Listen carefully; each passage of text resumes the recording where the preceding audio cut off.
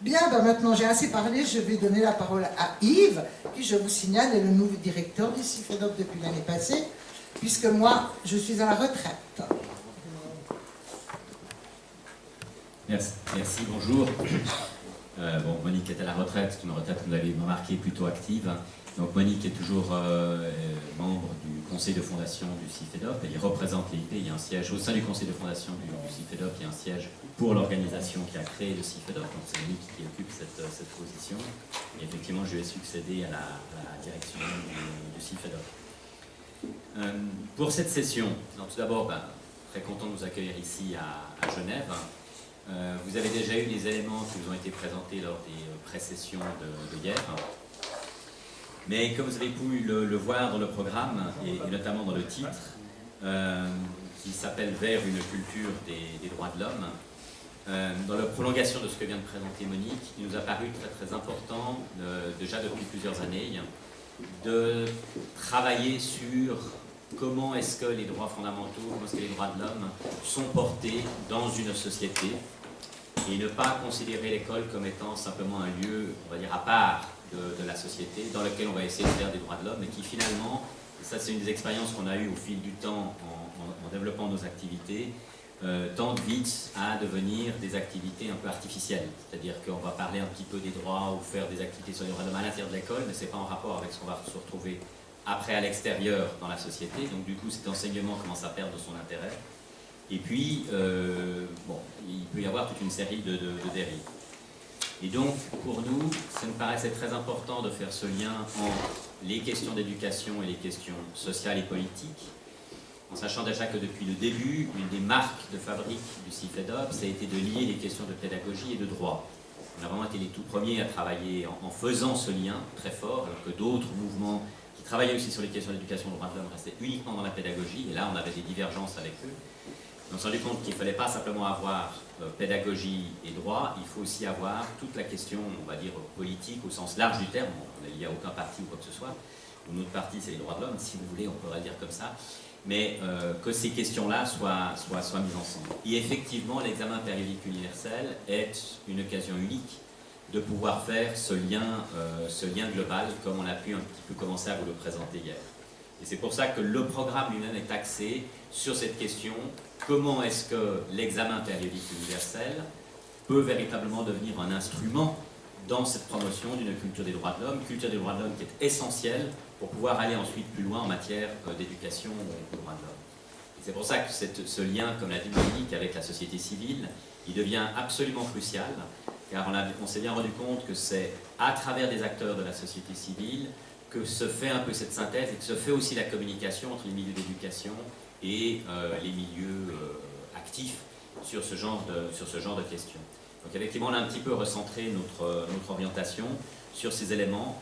En gros, il est impossible de faire une véritable éducation aux droits de l'homme si on n'a pas au préalable des bases pour avoir une certaine culture en matière de droits de l'homme. Et donc c'est l'axe sur lequel on travaille. Alors, en ce qui concerne les PU, ce que nous allons vous proposer aujourd'hui, dans cette journée, c'est de partager avec un certain nombre de personnes tout à fait impliquées et j'espère pertinentes et intéressantes pour vous, sur les succès et les défis. Qu'est-ce que l'examen, où en est-il aujourd'hui? Qu'est-ce qu'on pense qu'il a quand même réussi à apporter? Et qu'est-ce qui lui manque? Qu'est-ce qui doit encore être fait? Donc c'est de faire un peu le point de la situation, le bilan, pour savoir où on en est aujourd'hui avec cet examen périodique universel. Ensuite, demain, nous allons voir comment est-ce qu'on peut utiliser cet examen périodique comme étant un moment pour faire un bilan. Ce qui est intéressant avec l'examen périodique universel, c'est que c'est un débat général. Il est très différent, on l'a vu ça hier dans les deux pré-sessions, c'est un débat qui doit être considéré comme étant différent du débat dans les comités conventionnels, qui sont des débats d'experts, qui sont des débats approfondis. On ne va pas parler du détail des mesures, et ça c'est ce que vous verrez la semaine prochaine en allant à l'ONU. On ne va pas parler du détail des mesures qui sont prises à l'intérieur d'un État, on ne fait pas d'analyse systématique au sein de l'EPU, c'est un débat général. Et donc du coup c'est un débat qui est ouvert à tous, ce n'est pas un débat de spécialistes. Et à partir de là, c'est quelque chose que l'on doit utiliser il existe, ça fait partie du bilan qu'on pourra faire aujourd'hui, il existe une possible dérive vers de nouveau une sorte de spécialisation de ceux qui savent faire les EPU. Et ça, c'est extrêmement dangereux parce qu'à terme, on dira, mais finalement, cet EPU ne sert à rien et on va le supprimer. Donc là, il y a un véritable enjeu dont on va pouvoir parler aujourd'hui. Et donc demain, nous allons nous pencher sur un des éléments pour contrer cette dérive, qui est de faire un véritable bilan participatif avec les gens qui sont concernés de la situation des droits de l'homme dans le pays. C'est aussi très très important quand on veut en parler, par exemple, dans des activités d'éducation ou des activités de sensibilisation. Comment est-ce que l'on parle des réalités dans son propre pays? Cette notion de bilan, elle devient tout à fait importante et déterminante. Le troisième jour, c'est-à-dire samedi, eh bien, là, nous allons nous concentrer beaucoup plus sur comment est-ce qu'on travaille sur les questions de perception. Comment est-ce que toutes ces questions de perception, comment est-ce qu'on peut les aborder, comment est-ce qu'on peut faire passer le message, avec un exemple de cas, enfin, un cas d'école centré sur la Suisse, que l'on va pouvoir analyser, non pas sur qu'est-ce qui se passe en Suisse, mais justement quels sont les problèmes de perception auxquels nous sommes heurtés, et donc comment est-ce que dans d'autres situations on doit aborder ces problèmes de perception, et ensuite comment est-ce qu'on traduit tout ceci dans des démarches de sensibilisation et d'éducation. Ça, c'est le travail que l'on fera samedi. Et ensuite, après quand même une pause dimanche, c'est bien la moindre, nous nous retrouverons lundi, non pas ici, mais au Palais des Nations. On aura tous les détails et tout le temps de vous donner les détails à ce sujet, où vous pourrez suivre 2 examens, celui de l'Italie et celui de l'El Salvador l'après-midi. Nous quitterons la salle un petit peu avant la fin de l'examen du Salvador pour d'abord faire un petit point entre nous si vous avez des questions sur tout ce que vous avez vu, des commentaires. On pourra, Josh et moi, essayer de répondre à vos questions. Et ensuite, nous irons à la cérémonie de clôture de la session qui marquera la fin formelle de la cérémonie. En réalité, la fin, c'est le lendemain. Parce qu'on a encore l'occasion de voir les examens de la Gambie et de la Bolivie. Et la Bolivie va être particulièrement intéressant. Je pense qu'il y aura beaucoup de commentaires de la part des États. Il y aura vraiment aussi pas mal de monde dans la salle. Et on pourra vraiment clore, alors cette fois de façon définitive, faire une réception d'au revoir directement à l'hôtel Ibis. Et donc la deuxième partie, c'est dans les sessions, pour que vous puissiez les voir, y assister, nous poser des questions à partir de ce que l'on aura déjà nous-mêmes vu durant les 3 jours qui vont venir maintenant. Donc voilà le programme.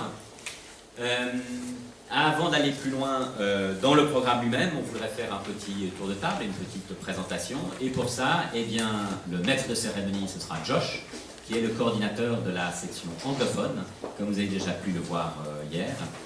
Et alors, encore une fois, bienvenue parmi nous. On est vraiment très content de faire cette session avec vous. Si vous avez des questions, vous pouvez les poser, soit à Monique, soit à moi, soit à Josh. Tous les 3, on fera tout ce qu'on pourra pour y répondre. Et en plus de ça, j'en profite quand même aussi pour ceux qui n'avaient pas encore repéré Gisela, qui nous aide pour les questions de secrétariat au fond, mais je pense que vous la connaissez toutes maintenant. Et Selima, excuse-moi. C'est pas grave. J'ai eu un doute. Et Selima aussi, qui est dans le secrétariat avec nous. Avec Moussa. Et Moussa, oui, Moussa. Il réveille les gens. Merci, bonjour. Monique est à la retraite, c'est une retraite que vous avez remarqué plutôt active. Donc Monique est toujours membre du conseil de fondation du CIFEDOP. Elle représente l'EIP. Il y a un siège au sein du conseil de fondation du CIFEDOP. Il y a un siège pour l'organisation qui a créé le CIFEDOP. Donc c'est Monique qui occupe cette position. Et effectivement, je lui ai succédé à la direction du CIFEDOP. Pour cette session, tout d'abord, très content de vous accueillir ici à Genève. Vous avez déjà eu les éléments qui vous ont été présentés lors des pré-sessions de hier. Mais comme vous avez pu le voir dans le programme, et notamment dans le titre, qui s'appelle « Vers une culture des droits de l'homme », dans la prolongation de ce que vient de présenter Monique, il nous a paru très très important, déjà depuis plusieurs années, de travailler sur comment est-ce que les droits fondamentaux, comment est-ce que les droits de l'homme sont portés dans une société, et ne pas considérer l'école comme étant simplement un lieu, on va dire, à part de la société, dans lequel on va essayer de faire des droits de l'homme, et qui finalement, et ça c'est une des expériences qu'on a eues au fil du temps en développant nos activités, tendent vite à devenir des activités un peu artificielles. C'est-à-dire qu'on va parler un petit peu des droits ou faire des activités sur les droits de l'homme à l'intérieur de l'école, mais ce n'est pas en rapport avec ce qu'on va se retrouver après à l'extérieur dans la société. Donc du coup, cet enseignement commence à perdre son intérêt. Et puis, bon, il peut y avoir toute une série de dérives. Et donc, pour nous, ça me paraissait très important de faire ce lien entre les questions d'éducation et les questions sociales et politiques, en sachant déjà que depuis le début, une des marques de fabrique du CIFEDOP, ça a été de lier les questions de pédagogie et de droit. On a vraiment été les tout premiers à travailler en faisant ce lien très fort, alors que d'autres mouvements qui travaillaient aussi sur les questions d'éducation et de droits de l'homme restaient uniquement dans la pédagogie, et là on avait des divergences avec eux. On s'est rendu compte qu'il ne fallait pas simplement avoir pédagogie et droit, il faut aussi avoir toute la question, on va dire, politique au sens large du terme. Il n'y a aucun parti ou quoi que ce soit, ou notre parti c'est les droits de l'homme, si vous voulez, on pourrait le dire comme ça, mais que ces questions-là soient mises ensemble. Et effectivement, l'examen périodique universel est une occasion unique de pouvoir faire ce lien global, comme on a pu un petit peu commencer à vous le présenter hier. Et c'est pour ça que le programme lui-même est axé sur cette question, comment est-ce que l'examen périodique universel peut véritablement devenir un instrument dans cette promotion d'une culture des droits de l'homme, culture des droits de l'homme qui est essentielle pour pouvoir aller ensuite plus loin en matière d'éducation aux droits de l'homme. C'est pour ça que ce lien, comme l'a dit Monique, avec la société civile, il devient absolument crucial, car on s'est bien rendu compte que c'est à travers des acteurs de la société civile que se fait un peu cette synthèse et que se fait aussi la communication entre les milieux d'éducation et les milieux actifs sur ce genre de questions. Donc effectivement, on a un petit peu recentré notre orientation sur ces éléments. En gros, il est impossible de faire une véritable éducation aux droits de l'homme si on n'a pas au préalable des bases pour avoir une certaine culture en matière de droits de l'homme. Et donc c'est l'axe sur lequel on travaille. Alors, en ce qui concerne les PU, ce que nous allons vous proposer aujourd'hui, dans cette journée, c'est de partager avec un certain nombre de personnes tout à fait impliquées et j'espère pertinentes et intéressantes pour vous, sur les succès et les défis. Qu'est-ce que l'examen, où en est-il aujourd'hui? Qu'est-ce qu'on pense qu'il a quand même réussi à apporter? Et qu'est-ce qui lui manque? Qu'est-ce qui doit encore être fait? Donc c'est de faire un peu le point de la situation, le bilan, pour savoir où on en est aujourd'hui avec cet examen périodique universel. Ensuite, demain, nous allons voir comment... Merci, bonjour. Bon, Monique est à la retraite, c'est une retraite que vous avez remarqué plutôt active. Donc Monique est toujours membre du conseil de fondation du CIFEDOP, elle y représente l'IP, il y a un siège au sein du conseil de fondation du CIFEDOP, il y a un siège pour l'organisation qui a créé le CIFEDOP, donc c'est Monique qui occupe cette position, et effectivement je lui ai succédé à la direction du CIFEDOP. Pour cette session, donc tout d'abord, très content de vous accueillir ici à Genève. Vous avez déjà eu des éléments qui vous ont été présentés lors des pré-sessions de hier. Mais comme vous avez pu le voir dans le programme, et notamment dans le titre, qui s'appelle « Vers une culture des droits de l'homme », dans la prolongation de ce que vient de présenter Monique, il nous a paru très très important, déjà depuis plusieurs années, de travailler sur comment est-ce que les droits fondamentaux, comment est-ce que les droits de l'homme sont portés dans une société, et ne pas considérer l'école comme étant simplement un lieu, on va dire, à part de la société, dans lequel on va essayer de faire des droits de l'homme, et qui finalement, et ça c'est une des expériences qu'on a eues au fil du temps en développant nos activités, tendent vite à devenir des activités un peu artificielles. C'est-à-dire qu'on va parler un petit peu des droits ou faire des activités sur les droits de l'homme à l'intérieur de l'école, mais ce n'est pas en rapport avec ce qu'on va se retrouver après à l'extérieur dans la société. Donc du coup, cet enseignement commence à perdre son intérêt. Et puis, bon, il peut y avoir toute une série de dérives. Et donc, pour nous, ça nous paraissait très important de faire ce lien entre les questions d'éducation et les questions sociales et politiques, en sachant déjà que depuis le début, une des marques de fabrique du CIFEDOP, ça a été de lier les questions de pédagogie et de droit. On a vraiment été les tout premiers à travailler en faisant ce lien très fort, alors que d'autres mouvements qui travaillaient aussi sur les questions d'éducation et de droits de l'homme restaient uniquement dans la pédagogie, et là on avait des divergences avec eux. On s'est rendu compte qu'il ne fallait pas simplement avoir pédagogie et droit, il faut aussi avoir toute la question, on va dire, politique au sens large du terme. Il n'y a aucun parti ou quoi que ce soit, ou notre parti c'est les droits de l'homme, si vous voulez, on pourrait le dire comme ça, mais que ces questions-là soient mises ensemble. Et effectivement, l'examen périodique universel est une occasion unique de pouvoir faire ce lien global comme on a pu un petit peu commencer à vous le présenter hier. Et c'est pour ça que le programme lui-même est axé sur cette question, comment est-ce que l'examen périodique universel peut véritablement devenir un instrument dans cette promotion d'une culture des droits de l'homme, culture des droits de l'homme qui est essentielle pour pouvoir aller ensuite plus loin en matière d'éducation aux droits de l'homme. C'est pour ça que ce lien, comme l'a dit Monique, avec la société civile, il devient absolument crucial, car on s'est bien rendu compte que c'est à travers des acteurs de la société civile que se fait un peu cette synthèse et que se fait aussi la communication entre les milieux d'éducation et les milieux actifs sur ce genre de questions. Donc effectivement, on a un petit peu recentré notre orientation sur ces éléments.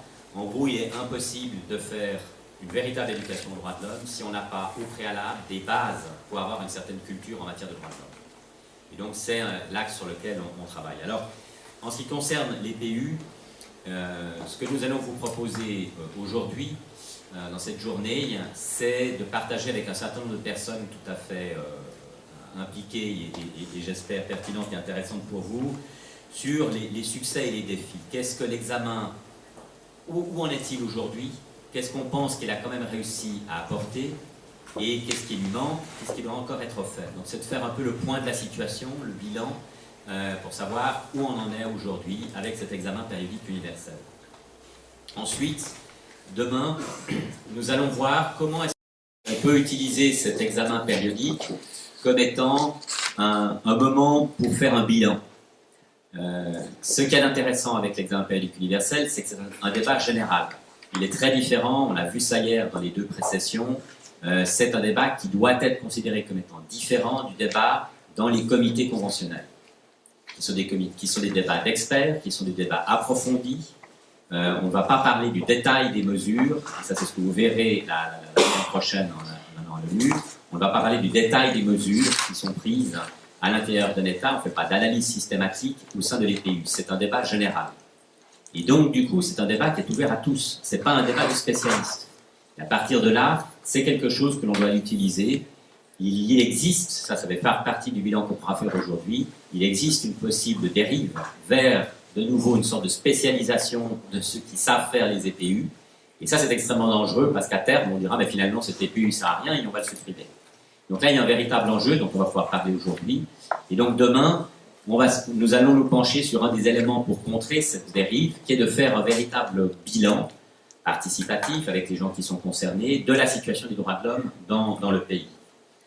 C'est aussi très très important quand on veut en parler, par exemple, dans des activités d'éducation ou des activités de sensibilisation. Comment est-ce que l'on parle des réalités dans son propre pays? Cette notion de bilan, elle devient tout à fait importante et déterminante.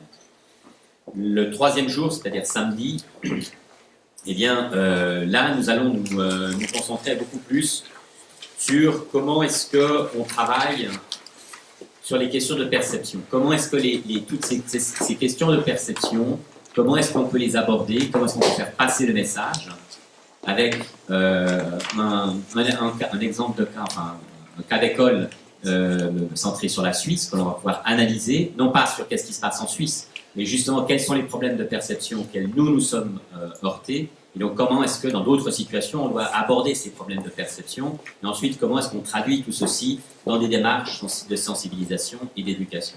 Ça c'est le travail que l'on fera samedi.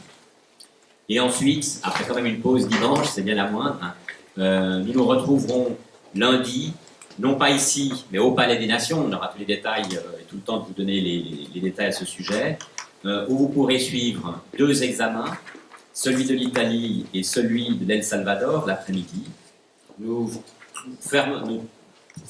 quitterons la salle un petit peu avant la fin de l'examen du Salvador pour d'abord faire un petit point entre nous si vous avez des questions sur tout ce que vous avez vu, des commentaires.